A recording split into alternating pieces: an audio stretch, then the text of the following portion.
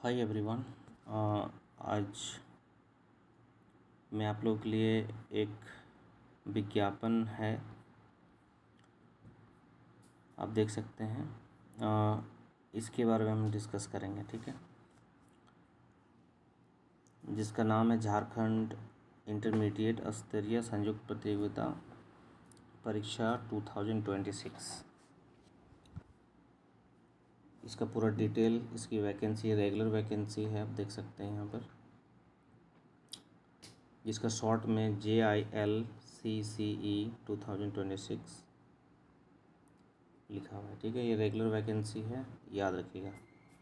और इंटरमीडिएट स्तरीय मतलब जो इंटर के बाद आप इसको अप्लाई कर सकते हैं, जिसका 18 ईयर्स हो जाता है इंटर के बाद एक तरह से, तो अप्लाई कर सकते हैं जो कंपटीशन का तैयारी कर रहे हैं, ठीक है। स्पेशली जो झारखंड के स्टूडेंट्स हैं। देखिए यहाँ पर कार्मिक प्रशासनिक सुधार तथा राजभाषा विभाग झारखंड सरकार के पत्रांक 6641 दिनांक इतना 29/11/2020 पत्रांक इतना, ये सारी डिटेल आपको दी गई है, आप इसको पढ़ सकते हैं।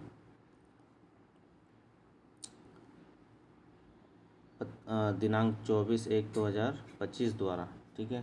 क्रमशः स्वास्थ्य चिकित्सा शिक्षा एवं परिवार कल्याण विभाग अंतर्गत बहुउद्देशीय कार्यकर्ता, इसको याद रखिएगा, बहुउद्देशीय स्वास्थ्य कार्यकर्ता नगर विकास विभाग एवं आवास विभाग अंतर्गत वेटनरी सहायक, चिकित्सा सहायक, स्वास्थ्य चिकित्सा शिक्षा परिवार कल्याण विभाग अंतर्गत स्वास्थ्य पर्यवेक्षक, स्वास्थ्य चिकित्सा शिक्षा एवं परिवार कल्याण विभाग अंतर्गत कीट संग्रहकर्ता, ठीक है। कृषि पशुपालन सहकारिता विभाग पशुपालन, ये अलग अलग विभाग के द्वारा अलग अलग यहाँ पर वैकेंसी दी गई है, ठीक है। मत्स्य निदेशालय अधीनस्थ है मात्स्यिकी तकनीकी सहायक, ठीक है, एवं योजना एवं विकास विभाग के अंतर्गत सांख्यिकी निदेशालय रांची के अधीन कनीय क्षेत्र अन्वेषक के विभिन्न पदों की संसूचित नियमित रिक्तियों के विरुद्ध नियुक्ति के लिए भारत के विहित प्रपत्र में झारखंड इंटरमीडिएट स्तरीय संयुक्त प्रतियोगिता परीक्षा 2026 के लिए ऑनलाइन आवेदन आमंत्रित किए जाते हैं। मतलब क्या हुआ, आप इसमें अप्लाई कर सकते हैं, आवेदन कर सकते हैं। अभ्यर्थी अर्हता अनुसार शैक्षणिक योग्यता तथा निर्धारित आयु सीमा के अंतर्गत आवेदन दे सकते हैं। मतलब जिनका इंटर है कंप्लीट, और यहाँ पर जो एज लिमिट दी जाएगी उसके अनुसार अगर आप फिट हो रहे हैं तो आप इसमें ऑनलाइन कर सकते हैं। इनके वेबसाइट पर आप इसको चेक कर सकते हैं, www.jssc.jharkhand.gov.in पर लॉगिन करके समर्पित किया जा सकता है, ठीक है। तो इसमें ये तो बहुत बड़ी लिस्ट है हमारे पास, ये पूरी एक तरह से PDF है, आप भी इसको डाउनलोड कर सकते हैं। तो मेन चीज़ों पे बात करते हैं। सबसे पहले देखिए, आप यहाँ पर पद नाम है, पोस्ट है, आरक्षण कोटि है, कुल महिला पुरुष सब कुछ यहाँ पर दिया हुआ है। कुल रिक्ति के अधीन क्षैतिज आरक्षण, यहाँ पे आप समझिएगा। ये देखिए पहला जो पोस्ट है स्वास्थ्य पर्यवेक्षक स्वास्थ्य निदेशालय, ठीक है। यहाँ पे आप देखिए इनमें जो सीट है ना, आरक्षित 57 है, ठीक है। इसमें जो है महिला 3 है, अनुसूचित जनजाति 43, एक पद आदिम जनजाति के लिए कर्नाकीत है, ठीक है। फिर ये 2 है, ठीक है। इस तरह से पूरी डिटेल इसमें दी गई है, आप इसको पढ़ लेंगे। पोस्ट है सेकंड नंबर में कनीय क्षेत्रीय अन्वेषक योजना एवं विकास विभाग अर्थ एवं सांख्यिकी निदेशालय। मतलब इसमें बहुत सारे देखिए पोस्ट निकला हुआ, 4 है, 5, 6 पोस्ट पर ये यहाँ पर बहाली निकली हुई है, ठीक है। ये तो हो गया पोस्ट का। क्या क्या किस किस पोस्ट में आप पदनाम में आप यहाँ पे देख सकते हैं 6 पोस्ट पर है। अब यहाँ पे देखिए कोटिवार पदवार रिक्तियों की संख्या अधियाची विभागों के अनुरोध के आलोक में घट बढ़ सकती है। मतलब कुल आप देख सकते हैं 3 to 6 है ना, फिर अलग अलग ये डिवाइड किया गया है। इसमें क्या है, ये बढ़ घट सकती है। ठीक है, ज़रूरी नहीं है कि जो है वही रहेगा, कम भी हो सकती है, ज़्यादा भी हो सकती है। परीक्षा के लिए आवेदन देने के पूर्व अभ्यर्थी यह सुनिश्चित हो ले कि वे विज्ञापित पद की पात्रता के विषय पर प्रकाशित सभी शर्तों को पूरा करते हैं।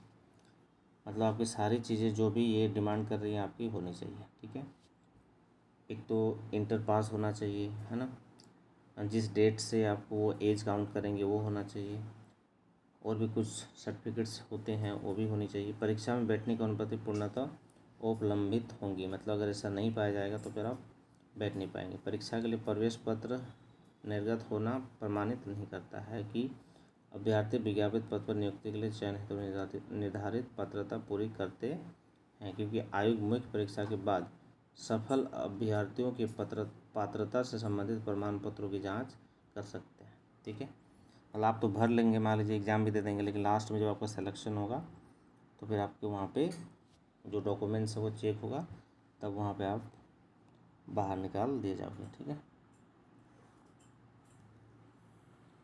पदनाम है, वेतन के बारे में यहाँ पर दिया गया है। ठीक है, जो सबसे ज़रूरी है, आप देख सकते हैं अलग अलग पोस्ट है, यहाँ पर अलग अलग आपका वेतन है। ठीक है, पदनाम वेतन, वेतन बैंड पीबी आप देख सकते हैं 5200 से 20,000। ग्रेड वेतन आपका 2400 है। ठीक है, और न्यूनतम शैक्षणिक क्या होना चाहिए, न्यूनतम आपकी जो योग्यता होनी चाहिए इसको भरने के लिए वो क्या होनी चाहिए, मान्यता प्राप्त संस्थान से 10+2 विज्ञान या आईएससी परीक्षा उत्तीर्ण। ठीक है, विज्ञान आपका होना चाहिए इसमें। मान्यता प्राप्त संस्थान से इंटरमीडिएट 10+2 अलग अलग का सबका आप देख सकते हैं यहाँ पर दिया हुआ है। ठीक है, 6 आपका यहाँ पर पोस्ट है। अच्छा, सबका अलग अलग ग्रेड पे भी है। ग्रेड वेतन जो है आप देख सकते हैं यहाँ पर 1 नंबर स्वास्थ्य पर्यवेक्षक का 2400 ग्रेड पे है।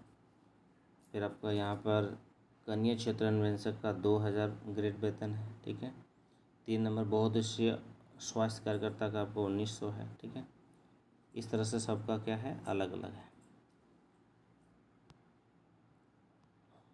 फिर क्या है, शैक्षणिक योग्यता के निर्धारण के लिए ऑनलाइन आवेदन की अंतिम तिथि को आधार तिथि रेफरेंस डेट माना जाएगा।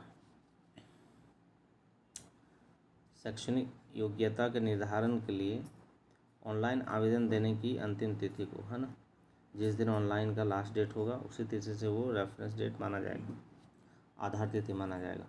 यदि कोई अभ्यर्थी इस तिथि तक निर्धारित शैक्षणिक योग्यता एवं अन्य अर्हताएँ नहीं धारित करते हैं तथा ऊपर उल्लेखित शर्त पूरा नहीं करते हैं तो वे आवेदन करने के लिए अयोग्य समझे जाएंगे। खेलकूद कोटा के अंतर्गत आरक्षण का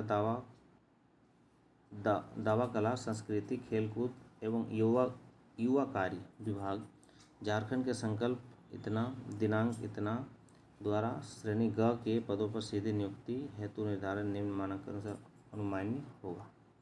मतलब अगर आप एक तरह से देख सकते हैं भारतीय ओलंपिक संघ अथवा जो खेल कूद से रिलेटेड हैं, जो खेल कूद में कुछ हासिल किए हुए हैं, तो वो भी यहाँ पर ये अप्लाई कर सकते हैं। उम्र सीमा की बात किया जाए तो न्यूनतम जो उम्र है सीमा गणना की संदर्भ तिथि है आपका 1/8/2023, है ना, सब पोस्ट का अलग अलग है। 2023 है, ये 2025 है, ये 2023 है। ठीक है, इस डेट पर आपका न्यूनतम जो है आपका 18 ईयर्स होना चाहिए। ठीक है, अधिकतम उम्र कार्मिक प्रशासनिक सुधार तथा राजभाषा विभाग संकल्प संख्या इतना के अनुसार जो है सबका अलग अलग है। आप यहाँ देख सकते हैं लास्ट आपका 35 है ना। BC1 के लिए आपका 35 है, अनारक्षित के लिए 35 है, EWS 35 है ना। BC1 BC2 आप देख सकते हैं। महिला के लिए अलग से है ना, 38 साल दिया हुआ है, 38। अनुसूचित जनजाति अनुसूचित जाति के लिए देखिए 40 ईयर्स इसमें दिया हुआ है। तो लास्ट ईयर आपका बहुत है, लास्ट जो आपका ये है आपका वर्ष, ये 40 ईयर्स तक आप अप्लाई कर सकते हैं। ये था मेन चीज़। इसके बाद और कुछ बातें हैं। सभी कोटि के निःशक्त अभ्यर्थियों को अधिकतम उम्र सीमा 10 वर्षों के अतिरिक्त छूट दी जाएगी, है ना। 10 साल यहाँ पर अतिरिक्त दिया जा रहा है। और आगे देखिएगा, सभी श्रेणियों में निःशक्तता का दावा तभी मान्य होगा जब निःशक्तता कम से कम 40%, 40% अथवा उससे अधिक हो। विहित प्रपत्र से भिन्न प्रपत्र तथा सक्षम प्राधिकार से भिन्न प्राधिकार द्वारा निर्गत होने निःशक्तता प्रमाण पत्र मान्य नहीं होंगे। चलिए, अब यहाँ मेन चीज़ जो है यहाँ पर, अब हम लोग आते हैं। ये बहुत सारी बातें इसमें लिखी गई हैं, आप इसको पढ़ेंगे पहले ध्यान से। यहाँ पर सब कुछ पढ़ना पॉसिबल नहीं है, तो फिर हम आते हैं ऑनलाइन आवेदन को भरने के लिए महत्वपूर्ण दिशा निर्देश। आवेदन पत्र को भरने से पूर्व अभ्यर्थी विज्ञापन एवं विवरणिका को डाउनलोड कर लें तथा विवरणिका की शर्तों के अनुसार आवेदन पत्र में सूचना अंकित करें। ठीक है, इसको ध्यान से पढ़िएगा, देन आपको अप्लाई करना है। आवेदन विवरणिका को ध्यानपूर्वक पढ़कर आवेदन भरने के पूर्व अभ्यर्थी यह सुनिश्चित कर ले कि जो प्रमाण पत्र आवेदन है तो आवश्यक है वह उनके पास उपलब्ध हो। तो जो ज़रूरत है वो आपके पास होना चाहिए डॉक्यूमेंट्स। आवेदन भरने के पूर्व अपने फ़ोटो एवं पूर्ण हस्ताक्षर की स्कैन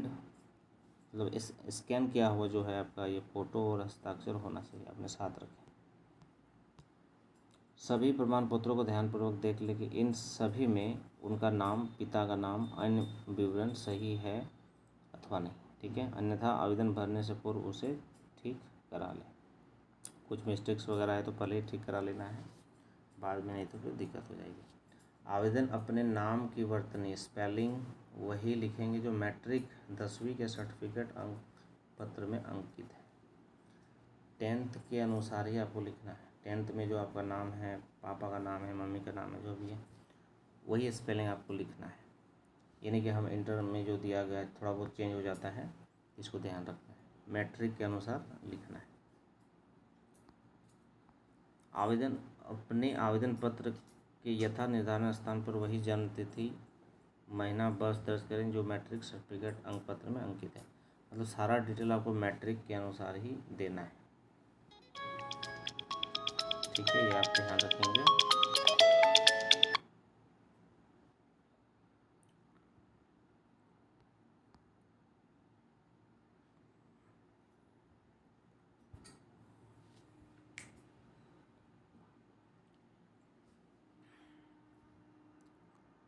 आगे देखिएगा, ऑनलाइन आवेदन पत्र को भरना एवं सबमिट करना, इसमें थोड़ा सा आप ध्यान देंगे। ऑनलाइन आवेदन पत्र को भरने के लिए दिए गए दिशा निर्देश का अक्षरशः पालन करें। जो भी निर्देश दिया गया है वो आपको पालन करना है। ठीक है, आवेदन पत्र में दी गई सूचनाओं से संबंधित सभी प्रमाण पत्र सामने रखे एवं पूर्ण संतुष्ट होने के पश्चात ही आवेदन पत्र को जमा सबमिट करें। आवेदन पत्र भरने के लिए सर्वप्रथम आयोग के वेबसाइट इतना पर जाएं एवं ऑनलाइन एप्लीकेशन फॉर इतना क्लिक करें। तत्पश्चात अपना पंजीकरण रजिस्ट्रेशन कराएं। ये पूरी बातें दी गई हैं। फिर अगर हम बात करते हैं इसकी, ये हो गया आपका पदों का विकल्प, परीक्षा का स्वरूप। अच्छा, अब देखिए परीक्षा का स्वरूप पाठ्यक्रम, ये बहुत इम्पोर्टेंट है, इसी के अनुसार आपको तैयारी करनी है। परीक्षा के स्वरूप एवं पाठ्यक्रम, परीक्षा 2 चरणों में ली जाएंगी, ध्यान रखिएगा। एक होगा पीटी, एक होगा मेंस, ठीक है, मेन एग्जाम, याद रखिएगा 2 चरणों में ली जाएंगे। एक बहुत इंपॉर्टेंट फैक्ट यहाँ पर लिखा हुआ है, देखिए, परंतु परीक्षा में 50,000 से कम आवेदन रहने पर सामान्यतः प्रारंभिक परीक्षा नहीं ली जाएगी। मतलब अगर 50,000 से कम बच्चे रहें तो ये जो परीक्षा है इसको नहीं लिया जाएगा, सीधे मुख्य परीक्षा लिया जाएगा, एक ही एग्ज़ाम लिया जाएगा, ठीक है। ये आपको ध्यान रखना है।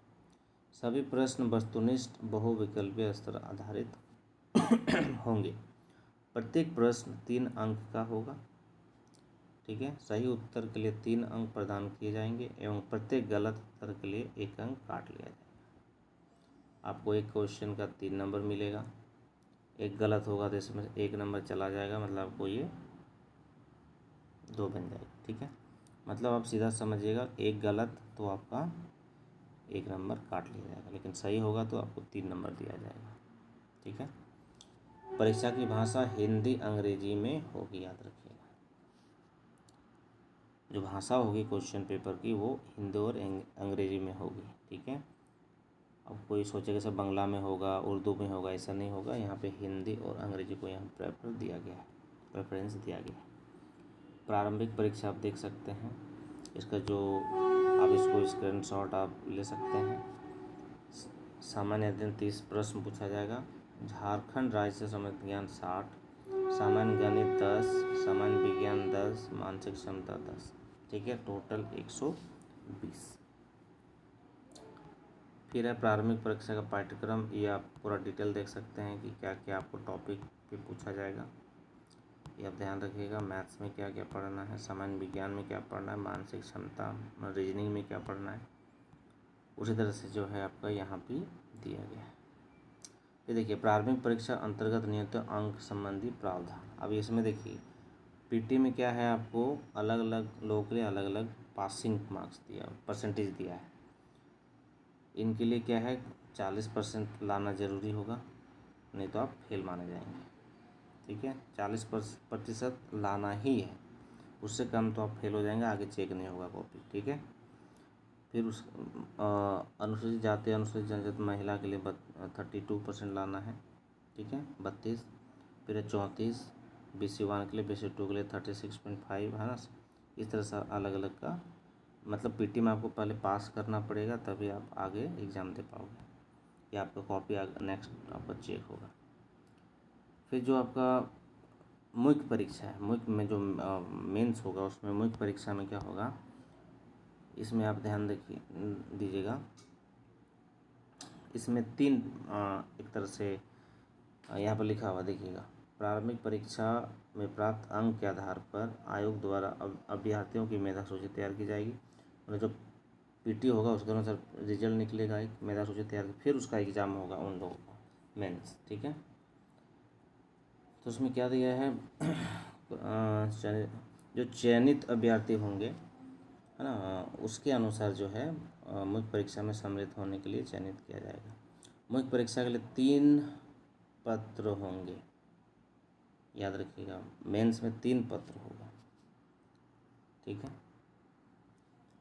एक क्या है, भाषा ज्ञान आपको लिया जाएगा, हिंदी और इंग्लिश का चेक होगा, 60 नंबर हिंदी, 60 नंबर इंग्लिश, 120।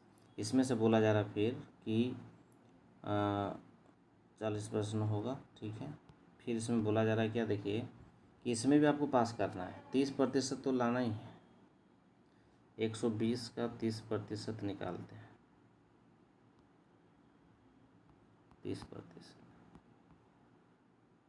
12 × 36, मतलब आपको 36 जो है लाना ही लाना है, ठीक है। 36 मार्क्स आपको लाना है 120 में, उसके बाद आप जितना ला सको।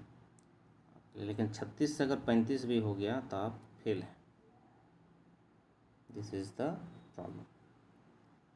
आपको ध्यान रखना है, हर एक चीज़ को ध्यान में रखना है। फिर है आपका क्षेत्रीय भाषा, फिर झारखंड में जानते ही हैं क्षेत्रीय भाषा है, ठीक है। आपको इसमें से जनजातीय भाषा ज्ञान, इसमें हिंदी, अंग्रेजी, उर्दू, संताली, ये सब आप कोई भी एक पेपर रख सकते हैं। ठीक है। फिर जो पेपर थर्ड होगा, पत्र 3, इसमें फिर ये होगा 30 सामान्य अध्ययन का होगा, है ना। इस तरह से ये 100 नंबर का होगा, याद रखिएगा। पेपर 2 होगा 100 नंबर का, वो 120 था। ठीक है। और ये फिर 120 नंबर है, मतलब आप देख लो, पहला 120, फिर 100, फिर 120। ठीक है, अब जोड़ लीजिए, 0 हो गया, 4 हो गया, 340 340 नंबर का होगा। ठीक है, टोटल। अब यहाँ पे और भी कुछ बातें लिखी गई हैं, याद रखिएगा। भाषा ज्ञान के परीक्षा में न्यूनतम अर्हतांक 30% होगा।